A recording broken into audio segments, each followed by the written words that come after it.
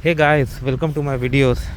So unfortunately another severe snowstorm, as you can see, has hit in Ontario. As you can see on streets, snow is falling from everywhere, and it may be like more than 20 centimeters of snow.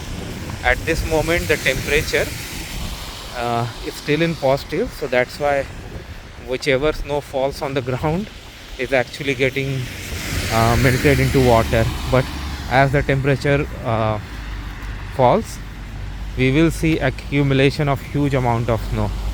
I really don't like it. The reason is I gotta clean my driveway.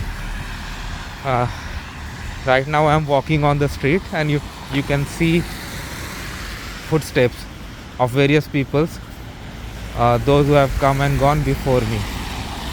So if you come to Canada, make sure you make yourself comfortable with this, otherwise you're gonna have tough time. So thanks for watching this video, guys. Please subscribe to the channel, and I would especially like to request the people, those who watch videos on my channel but they don't subscribe, please subscribe to the channel. This really helps me, this motivates me, and thanks for watching. Thank you.